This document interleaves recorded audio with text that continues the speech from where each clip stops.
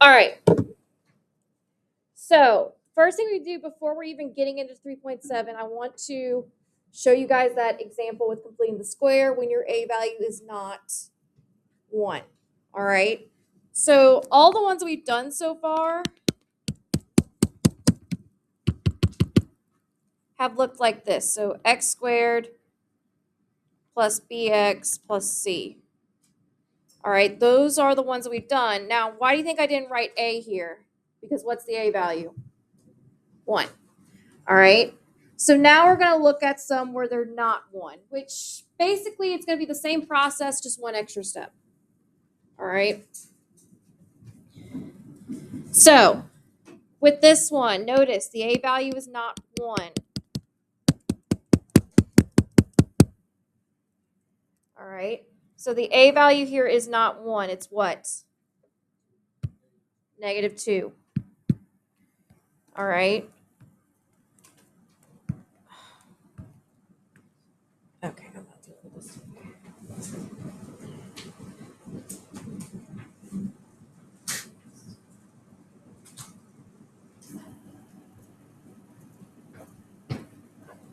So the steps are pretty much the same to start out with. So we start by setting the standard form equal to 0. And then we move the c value over. This will be -2x squared minus 4x is equal to -2. Now, here is where it starts to veer off. This is where that extra step gets thrown in. All right, before I can do b over 2 squared, all right, I first got to get it so that my a value is 1. What's a way that I can get my a value equal to 1?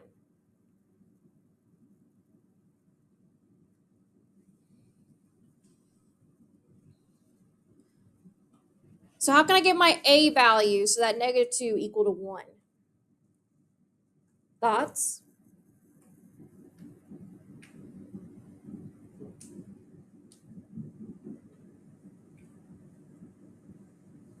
Raise your hand. Not subtract. There is some dividing involved. All right. So we are technically dividing, but what I was thinking more of is factoring out. So you're going to factor out the a value.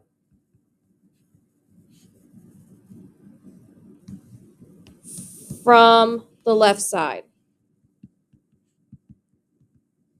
So what that looks like is if I take out that -2, all right, that means I got to divide both of these terms by -2.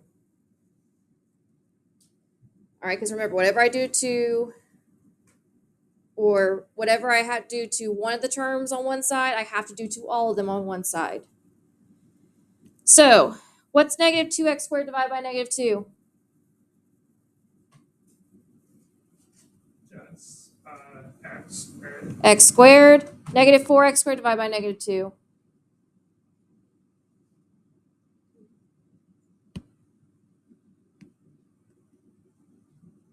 What's -4 divided by -2? +2, and then you throw an x on it. And I still got that space. And then the other side's still equal to -2. So we don't touch the right side. Everything we do is on that left side for the factoring out. So why we're doing this? Because essentially, why we're leaving the -2 instead of just deleting it and saying sayonara.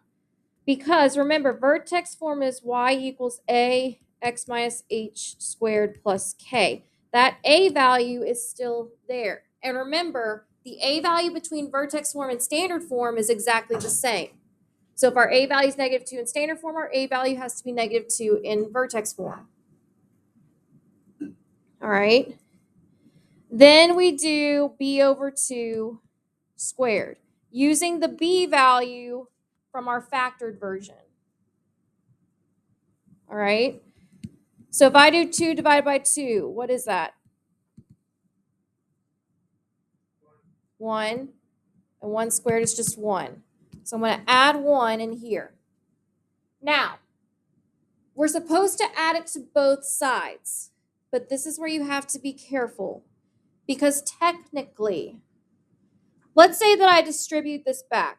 I'm not going to, but let's just say I distribute this back, that -2 back in. What did we technically add right here if I distribute that -2? So if I distribute -2 to that 1, what would we actually have? What's -2 times 1, guys? Come on.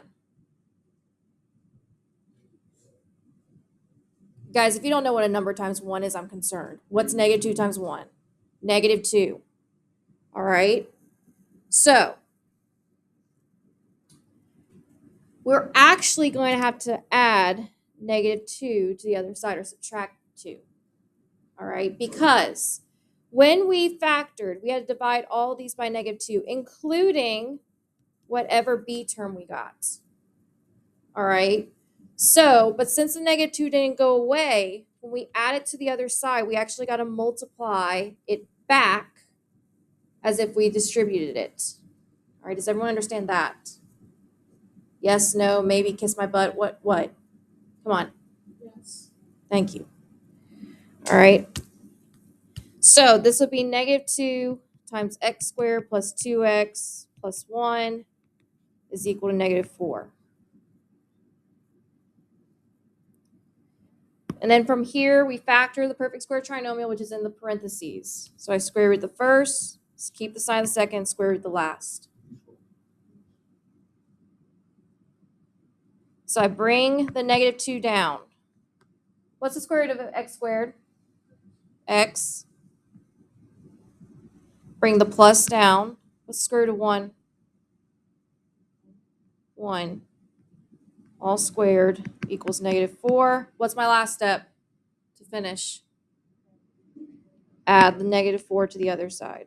So add 4 to both sides.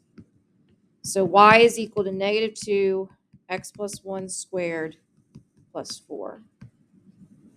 So that's my vertex form. So the only difference is that you just got to factor out that a value after you move the c value over. So it's just that one extra step in there. All right. And again, on your test, this would not be like one where I make you, like on the short answer, do a completing the square for where an a value is not 1. You do have to know how to do it for an a value is equal to 1. All right. But if a value is not 1, that'd probably be a bonus question for me. All right. But just know it's not necessarily hard. It's just one extra step to the process that we already know or should already know. Any questions on that? All right. So now go to page 37.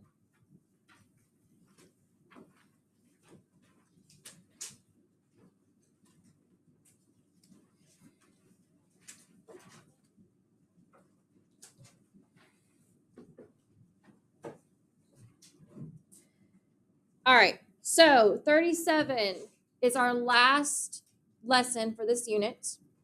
All right, it's zeros and intercepts of a quadratic. Specifically, when I say intercepts, I'm talking about the x-intercepts. Because remember, that's another name for zeros. So when I say intercepts, I'm talking the x-intercepts, because that's another name for zeros.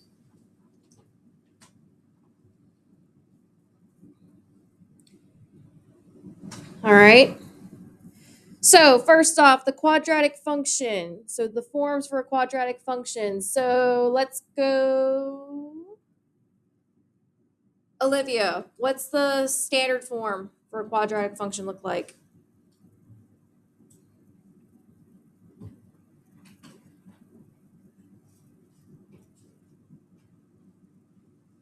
So what's the standard form of a quadratic function look like, Olivia?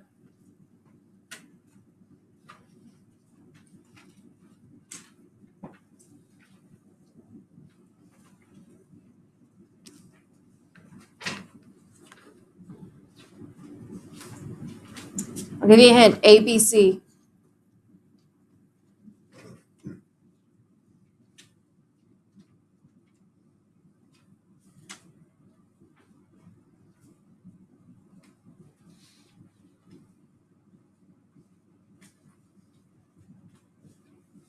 Does anyone remember it?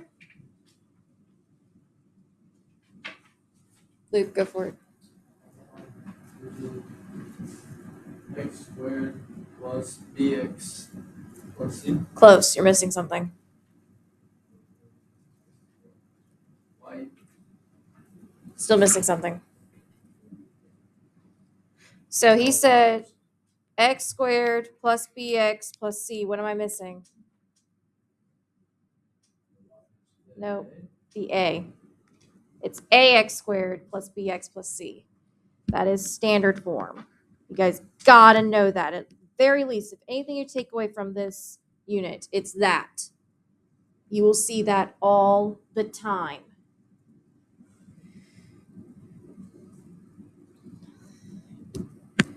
All right, Kyrie, what's the vertex form? So what's the vertex form? What's the general formula for vertex form?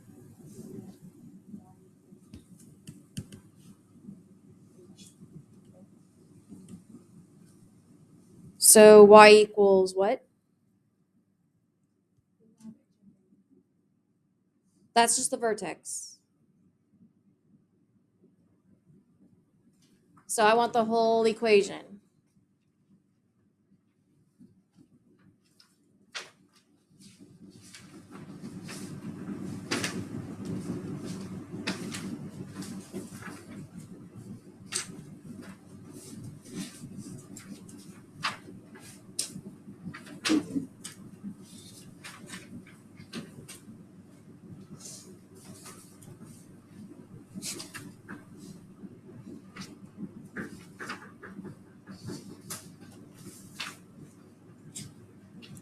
Anyone know vertex form?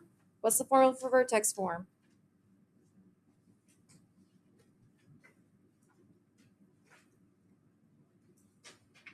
Guys, it's literally on the board.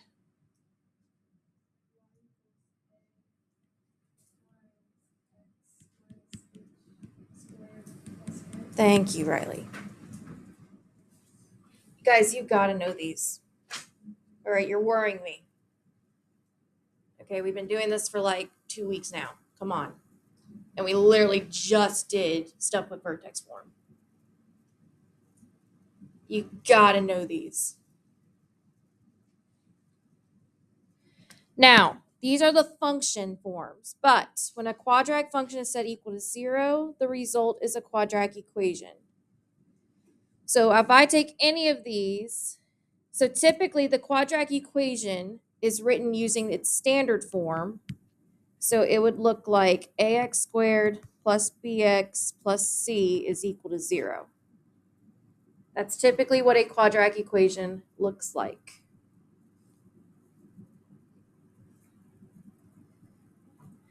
Now, if f of x is equal to 0, y is equal to 0. All right, f of x equal to 0, y equals 0, those are synonymous. They're the exact same thing. Now, when you solve that, it gives us the x-intercepts. Now, we're not actually going to be solving today, all right? But the next unit is all about solving quadratics. So right now, we're more focused of can you get them off a graph, all right? So x-intercepts. What is one other name for x-intercepts? Anyone? Owen. Zeros. Zeros is one. What's another one? Someone else. Luke. Solutions is another one. And what's the last one? I'll give you a hint. Starts with an R, ends with a T. Root. Good. It's also known as roots. All right, so if you see any of those 4 words or any of those 3 words, it just means x-intercepts. So zeros, solutions, roots. They all mean the exact same thing, x-intercepts. All right. Now, here is 3 different versions of the same function. All right. So the graph, the table, and the function all represent x squared minus 3x minus 10. Now, look at the equation part for a second. What did they do here? What's that called? You've seen it before. You've definitely done it in Math 1. What did they do to go from x squared minus 3x minus 10 to x minus 5 times x plus 2? What did they do? Not simplify. Starts with an F, ends with an R.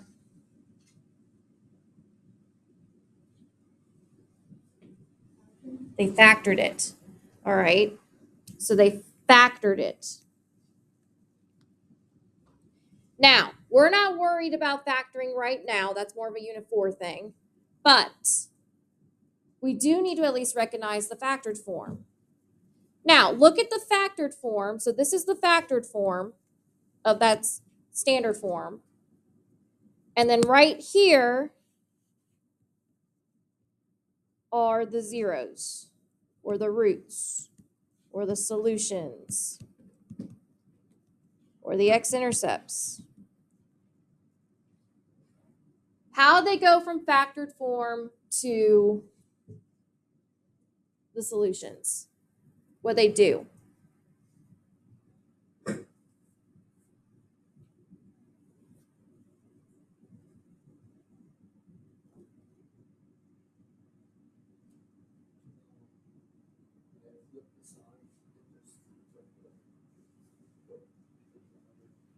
Right, so technically, if you notice, this is minus, this is positive. They essentially just flip the signs. But what they actually did was set both of those factors equal to 0 and solve for x separately. All right. So again, this is review from Math 1, guys. You've seen this before. All right. So if I have x minus 5 equal to 0, I would add the 5 over. I would get x is equal to 5. X plus 2 equals 0. I would subtract the 2 over. X is equal to negative 2.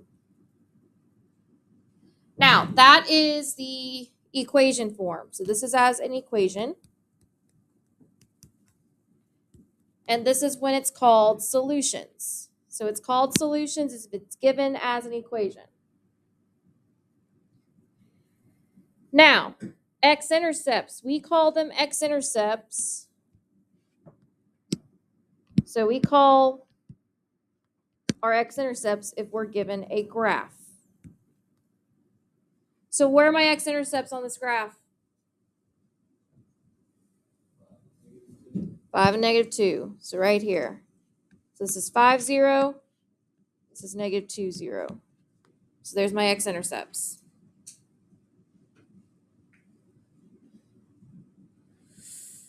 And then lastly, we call them zeros if we're given a table.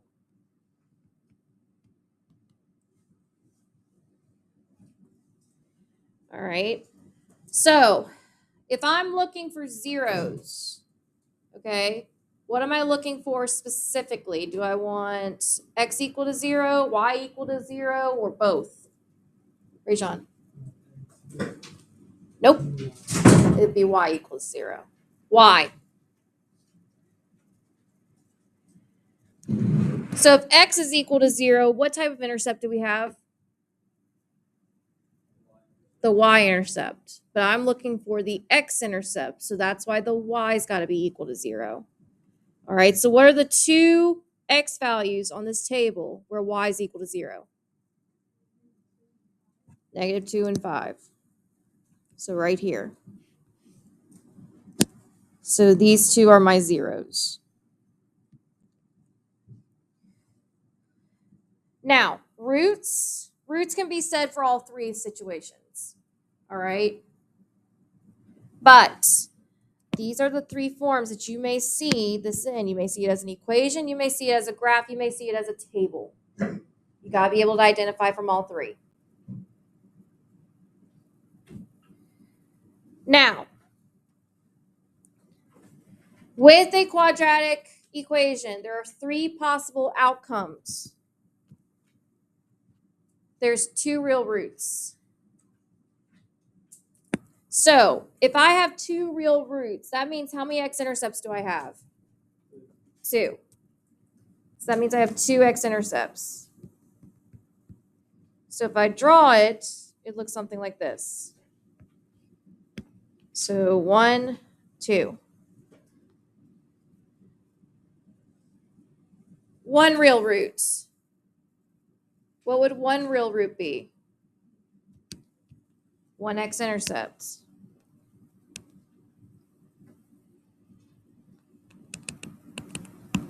So if I draw it, typically it means that the vertex is actually on the x-axis. That's the only time that ever works, if the vertex is on the x-axis. So right here.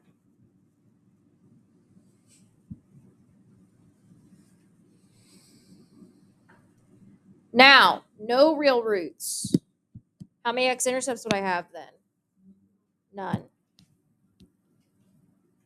So I have 0 x-intercepts.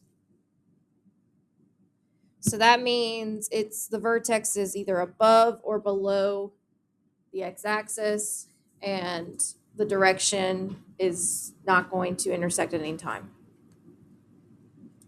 Now, in the next unit, we will discover that if there's no real roots, that means we have 2 imaginary roots.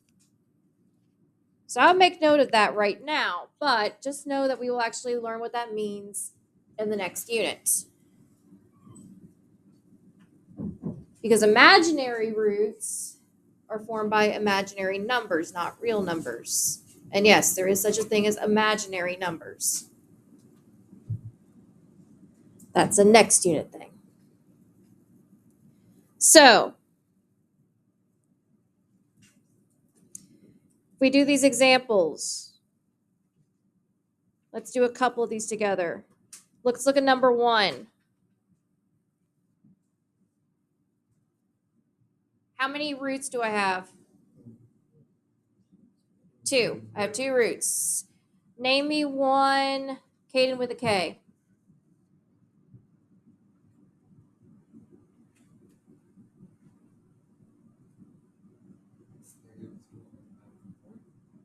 Say one more time. That's the vertex. I want a 0. So x-intercept.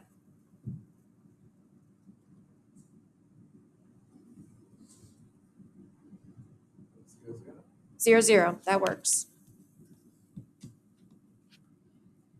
All right, Micah, name me the other one.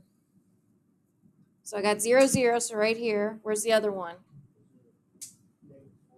Good. -4, 0.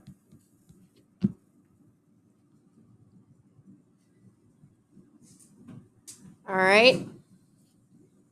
Number 2, how many roots do I have? 1. What is it, Wendy? Good. -2, 0. So right there. All right. Number 6. How many roots do I have? None. It doesn't cross the x-axis at all for number 6. So I would write, for right now, no real roots. Just for right now. Just note that if we do have that, that just means we can't solve that quadratic using the graph. We're going to have to use one of the other methods that we'll learn in the next unit. So I expect you to be able to recognize x-intercepts and be able to name them, whether that's in Desmos or on a graph.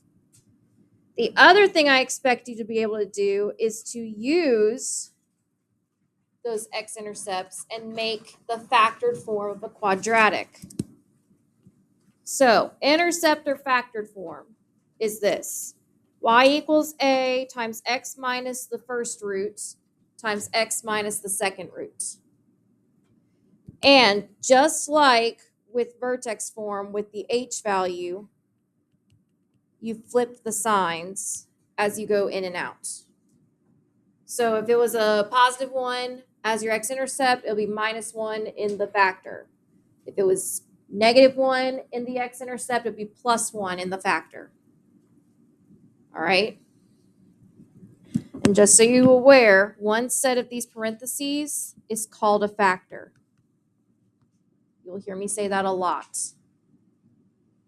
So x minus r1, that's considered a factor. X minus r2 is also considered a factor.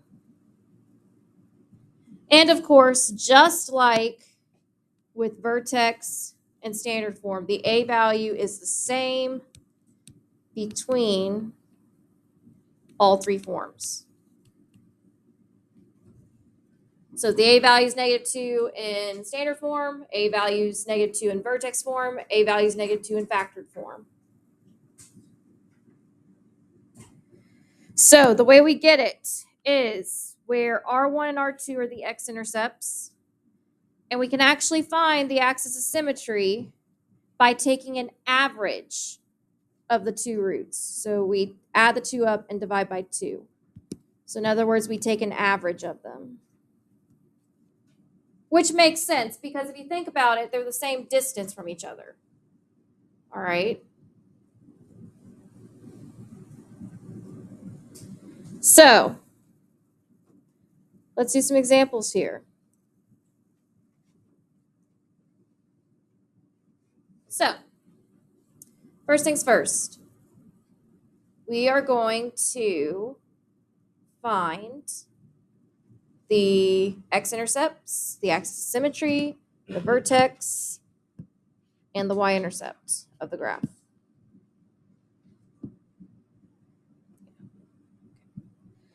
All from its factored form.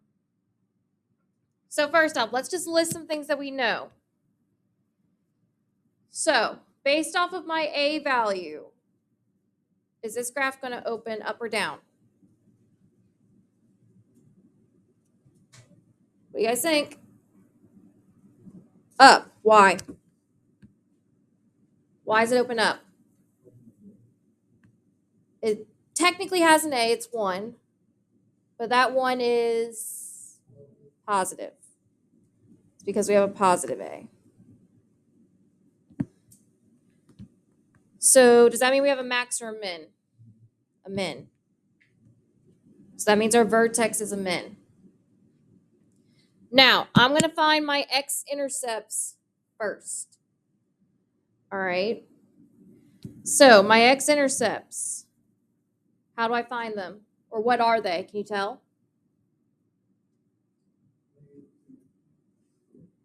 Nope.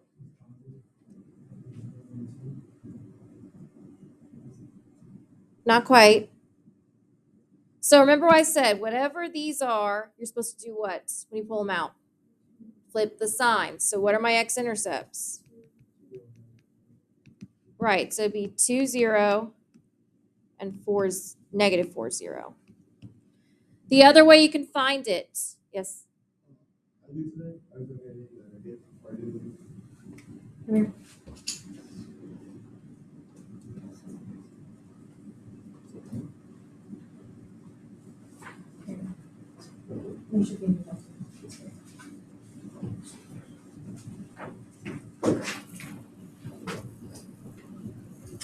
The other way you can do it is you can set both of these equal to 0 and solve them. So how would I solve x minus 2 is equal to 0? What's the only thing I got to do? Add 2 to both sides. X is equal to 2. What about over here? Subtract 4 to both sides. X is equal to -4. Now, let's go ahead and graph those. So my x-intercepts are at 2, 0, so right here, and -4, 0.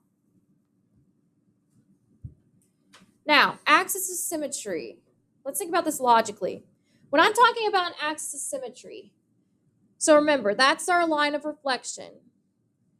So these two x-intercepts are reflection buddies of each other. What's always true about reflection buddies? They're the same what?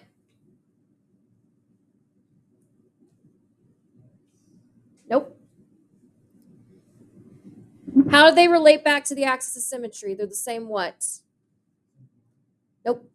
Well, technically, yes. They do have the same y. But not what I'm looking for.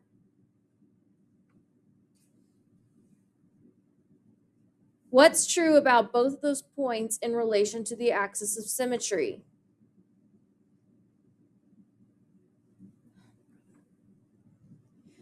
So guys, if I have a line of reflection and I reflected one point over on the other, what does that mean? Or how would I find that new point? Guys, you are seriously worrying me.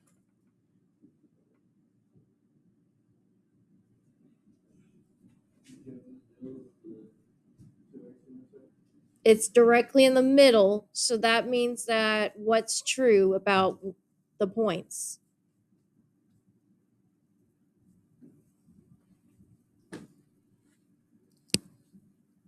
So if this is my axis of symmetry, and I had some point here, how do I find its reflection, buddy?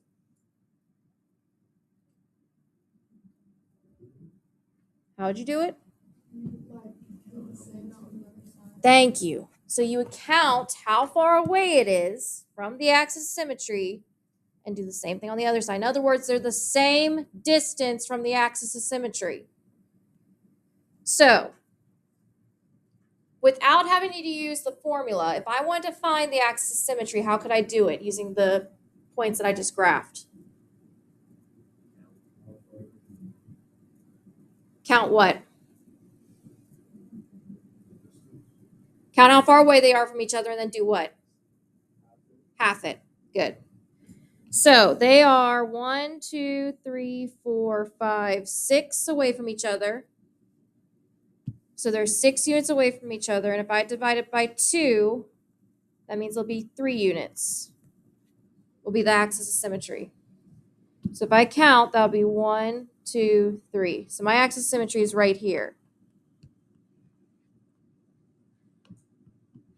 So how would I write that in axis of symmetry form? X equals -1. Now, if I use that formula that they told me to use, all right, that means I would do 2 plus -4 and then divide it by 2, and that would tell me exactly where my axis of symmetry is. So that'll be -2 on top, divide by 2, which is -1. That's where we got it to be. So you don't necessarily have to use the formula. You can just logic your way to that answer if you know where the x-intercepts are. All right? Because all you got to do is count the distance, and then half that distance, count that distance away from another point, or from that point. And there's your axis of symmetry. Does everyone understand how I did that? You got to know these things, guys. Most of this stuff isn't hard. I know there's a lot of formulas, but a lot of times you don't even have to use the formulas because you can logic your way through it, as long as you understand what the vocabulary means. That's why I give you that glossary in your journal, all right? So you have that vocabulary at your fingertips. So that's why I say you can use your journals on your test, so you have access to all of that stuff, all that information. It's right there. All right, those of you who don't use your journal on your test, you're just doing yourself a disservice. Now, from there, I can find my vertex, because what's true about my vertex?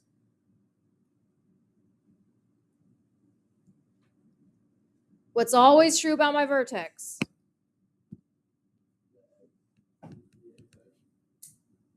Not the x-axis. Right, the x is always the axis of symmetry. How would I find the y? Who remembers?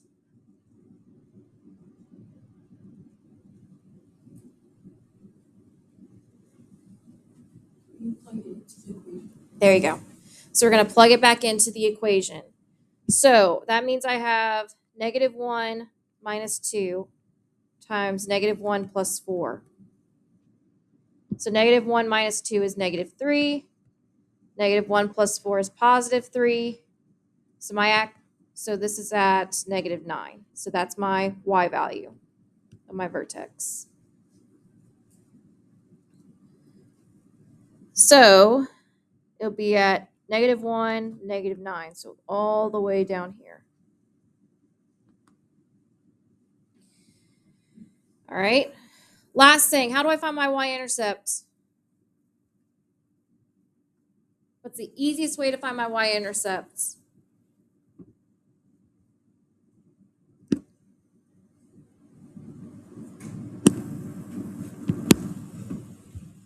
What's always true about a y-intercept?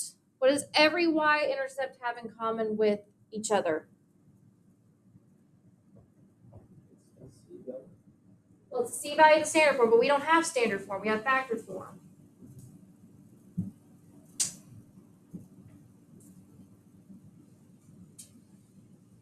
What's always true about the y-intercept is that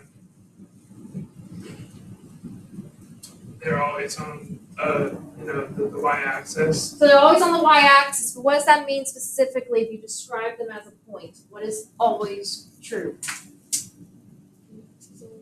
The x is always 0. So how do you think I find the y-intercept? If x is always 0, how do I find the y-intercept? We technically just did this with the vertex. Plug it in. All right, so I'm going to plug 0 in for the y-intercept because if I have the y-intercept, I know the x value is always going to be 0. So to get the y, I just have to plug it in. So I have 0 minus 2 times 0 plus 4. So this would be negative 2 times 4, which is just what? Negative 8. So my y-intercept is 0, negative 8. Where's its reflection, buddy?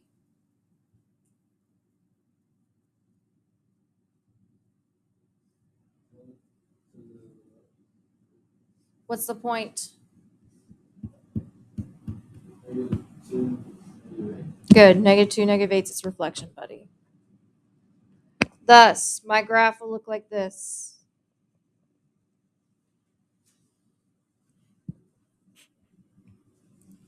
So guys, we're at the point now that you should be able to tell pretty much every key feature from the equation alone, regardless of its form. All right? Regardless of its form. Now, again, you have access to Desmos on your test. So if you forgot all of this, what should you do? Plug it into Desmos, get the key features. Okay? So, in other words, if I asked you to graph a quadratic, there should never be a graph blank. Because unlike my honors kids who I'm not allowing to use Desmos, I'm allowing you guys to use Desmos. So I expect you to use it to your advantage. All right, let's do another one. So now that we know all the steps, let's see if we can graph this one. So first off, is this going to open up or down? Up. So that means I have a minimum. What are my x-intercepts? 6 and negative 2. So I have 0, 6, 0, and then negative 2, 0. So here and here. Where would my axis of symmetry be?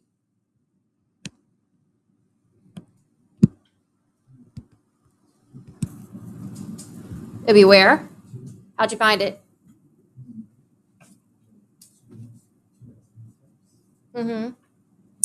Right, so if you can add them together, so that would be negative 2 plus 6, which is 4, divided by 2, that's 2. You could do it that way. So negative 2 plus 6 over 2, 4 over 2, so that's 2. So your axis of symmetry would be right here. Or you could have counted the distance from the two x-intercepts, half that distance, and then counted it from one of the x-intercepts. You could have done that too. So how would I write my axis of symmetry? X equals 2. So vertex. What part of my vertex do I have already? I have the x, which is 2. How do I get the y? Plug the 2 back in for x. So I have 1/2 times 2 minus 6 times 2 plus 2. So I have 1/2 times negative 4 times 4. So I have 1/2 times 16. What's 1/2 times 16? 8. So my vertex is at 2, 8. Oh, that should be a negative 16, so that would be a negative 8. So my vertex is at 2, negative 8, my bad. Lastly, y-intercept. How do I find it? Plug 0 in for x. So I have 1/2 times 0 minus 6 times 0 plus 2. So I have 1/2 times negative 6 times 2. So 1/2 times negative 12, which is what? Negative 6. So this would be 0, negative 6. And then what's its reflection, buddy? 4, negative 6. Good. Just like that, we have my quadratic. Does everyone understand how to get these key features from the equation alone? Yes, no, maybe. Okay, good.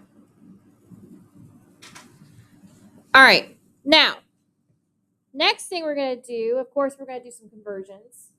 So we know how to convert from standard form to vertex form. We know how to convert from vertex form to standard form.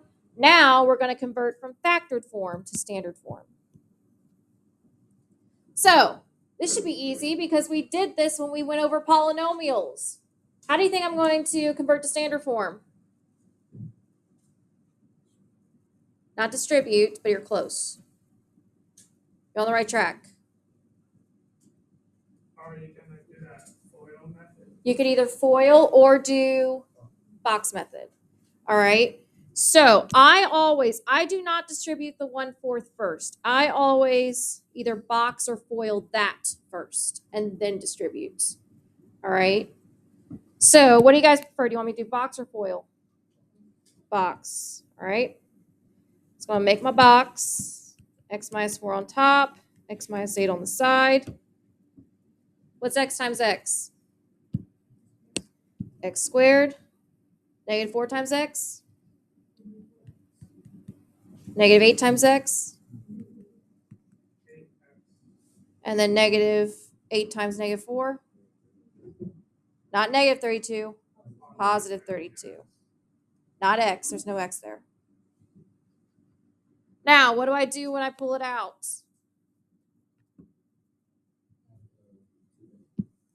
Add the two x's. So the negative 4x and the negative 8x, which would give me what? Negative 12x. So this would be x squared minus 12x plus 32. Now, we still got that 1/4, so I got to bring it down. So what would my last step be? Distribute that 1/4.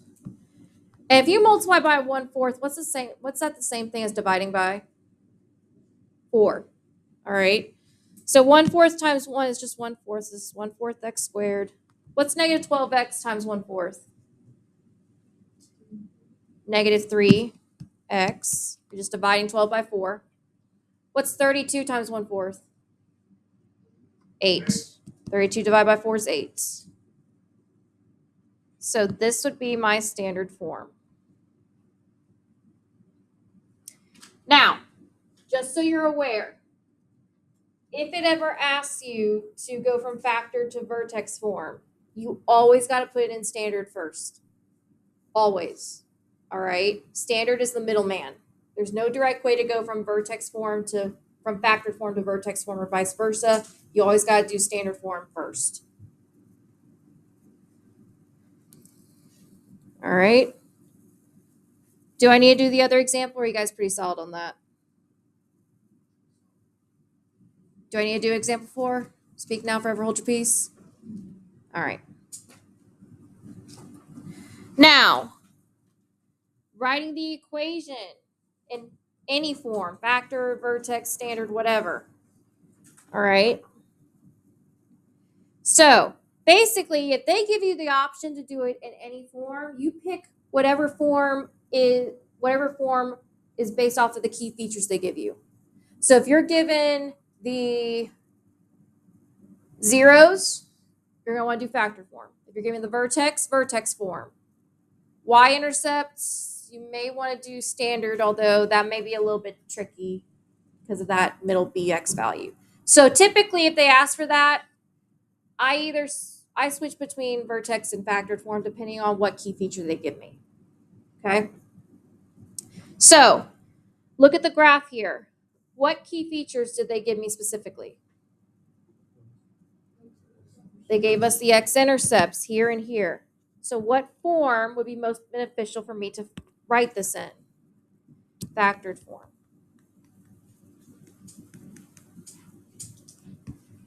All right. So I have x equals -3 and x equals 1 as my two zeros.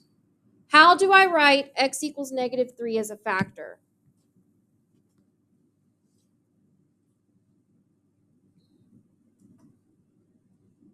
So in other words, if I wanted to put in parentheses to put in my equation, how would I write that as a factor? X plus 3. Now, a way you can remember that is, I told you that to solve for the zeros, given the factors, you just have to set equal to 0 and then solve. You could also work your way backwards. Meaning, if you have x equals -3, how can I get one side equal to 0? Add the 3 to both sides. So that would be x plus 3 is equal to 0. There's your factor. That's the other way you could do it. So x equals -1. What's that as a factor? X minus 1. So, and then I pull it into my equation. So I have y equals a, because I don't know what my a value is yet, times x plus 3 times x minus 1.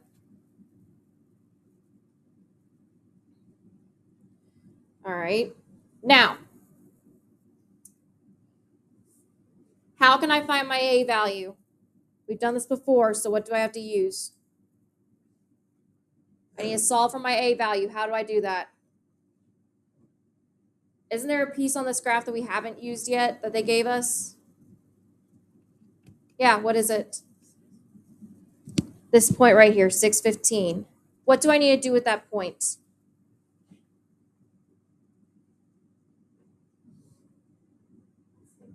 Nope. So think back when we were doing vertex form. So when we were writing the equation for vertex form, we were given a vertex and a point. The vertex was used to get the general form of x minus h squared plus k. The other point was used to find the a value. What did we do with that point to find the a value?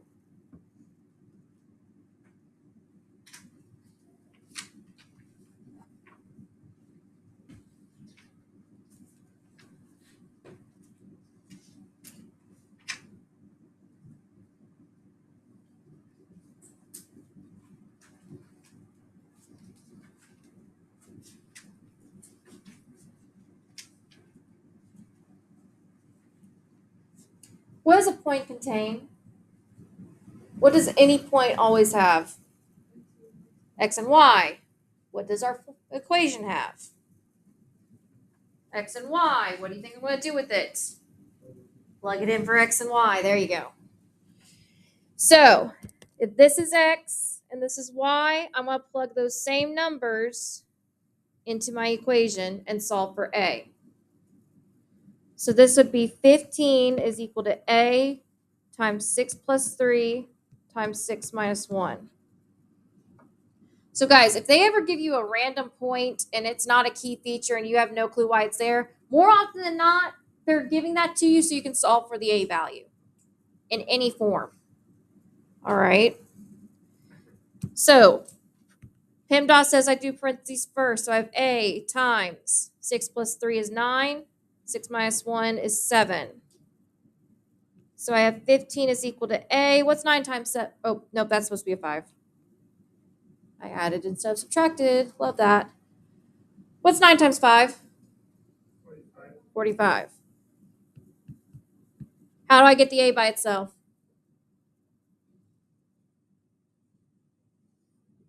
I just divide both sides by 45. So A is equal to 15 over 45, which simplifies down to what? What? 1/3. So my A value is 1/3. So I'm going to take that A value and plug it back in to my factored form so I can write the full equation. So my full equation for this graph is y equals 1/3 x plus 3 times x minus 1. Now, here's a way you can check yourself. You can always graph this in Desmos and check to see if your x-intercepts are -3 and 1 and that it passes through the point 615. That's the way you can check yourself. If you graph that in Desmos, it should have these two x-intercepts and it should go through this point. All right. All right, almost done. All right, so now they gave us the roots and they want us to write it in standard form. All right, and I'm assuming they want us to assume that we don't have an A value right now, or A is currently 1. All right, so here's the question. I first need to, if I want standard form, I'm not giving the x-intercepts, what form do I need to have first? I need to do factored form first. Because remember, once I have the factored form, I can just do a quick box method and get the standard form. All right. So if you're given the roots, you got to do factored form first. So I have x equals -3. What would that be as a factor? X plus 3. So if I add the 3 to both sides to get one side equal to 0, x plus 3 is equal to 0. So my factor for that is x plus 3. Now be careful of the next one. X equals 2/5. Now I'll give you a hint. This is where you really want to do what's up here because I do not want fractions in my factored form. So no fractions. So in factored form, you should have no fractions in the factors. Doesn't mean you can't have a fraction in your roots, but there's something we got to do.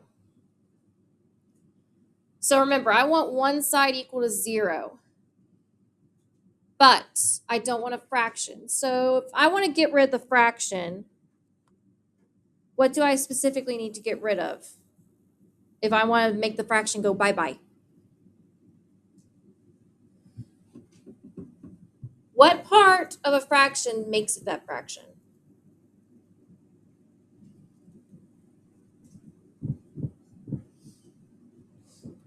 Well, there's clearly a fraction bar, but what part of the fraction makes it a fraction?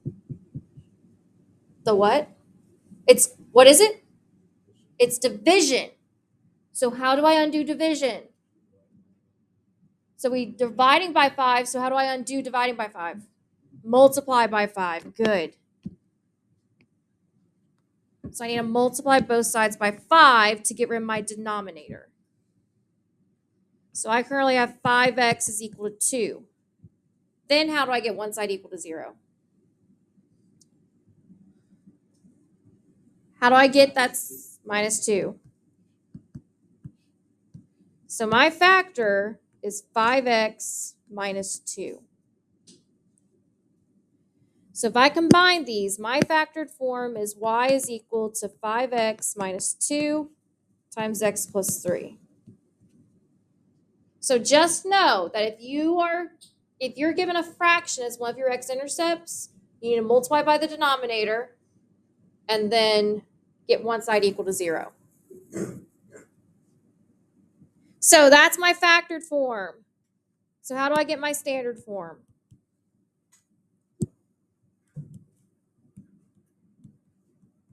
Owen. You use the box method. Right. We just use a Or FOIL, you get the standard form. right. So we can either use box or FOIL. I'm going to use box. So what's 5x times x? 5x squared. 5x squared. Negative 2x. What's 3 times 5x? 15x. Negative 2 times 3? Negative 6. So I combine like terms when I pull it out. So what's my final standard form is? N. 5x squared. Plus 13x. Nope. So what's 15 minus 2x? 13. So plus 13x. And then what? Minus 6. Minus 6. So that's my standard form.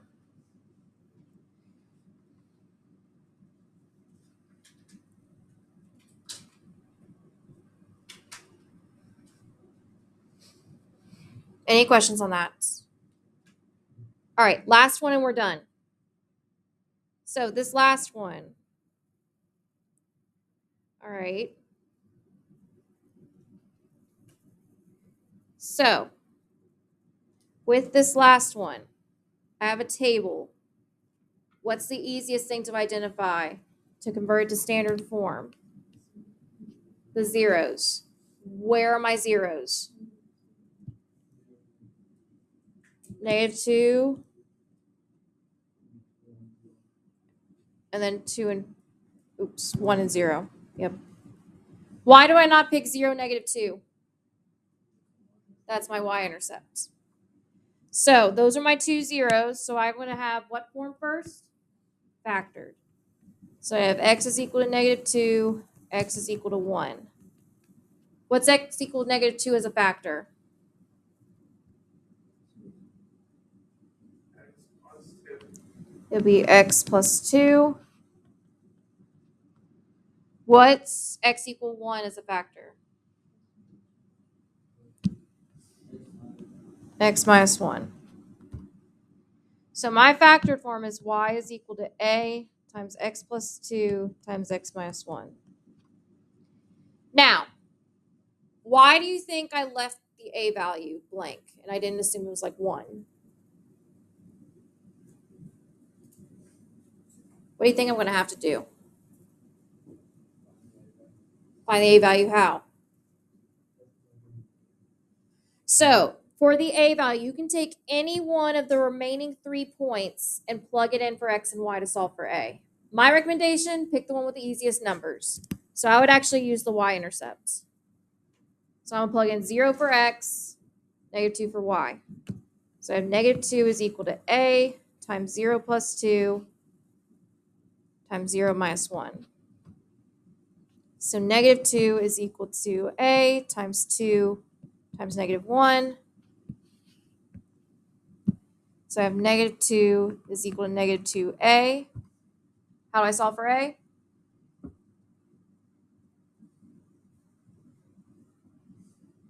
How do I solve for a? Divide by negative 2. So what's my a value? 1. So in this case, the a value actually is 1, but you cannot assume that. All right, you have to check to make sure the a value is 1 because sometimes it's not, and we've seen that before. All right. So my factored form is y equals x plus 2 times x minus 1. And then to get standard form, I just got to do a quick box or FOIL, whichever floats your fancy. This is x squared, 2x, negative x, negative 2. So what's my standard form? X squared.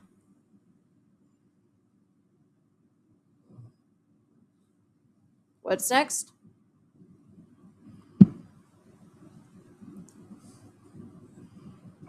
X Plus x and minus 2. Does everyone understand how to write out equations given any of those representations. All right. So there is a new Delta math that covers factored form as well as how to pick things given certain forms. All right, so you got to know all three of those forms. That's why there's a journal entry that summarizes all three forms in there. All right, don't forget your test is tomorrow. All right, that also means your journals are due tomorrow. So make sure you get those done tonight if you did not finish them yesterday. All right. So on your test, I will allow you your journal as well as Desmos and a calculator. All right. So journal, Desmos, and a calculator. And if you want to know what the test is like, look at that review that I gave you guys yesterday. If you did not get it yesterday, come see me before you leave. I'm out. I gotta go downstairs and grab some more.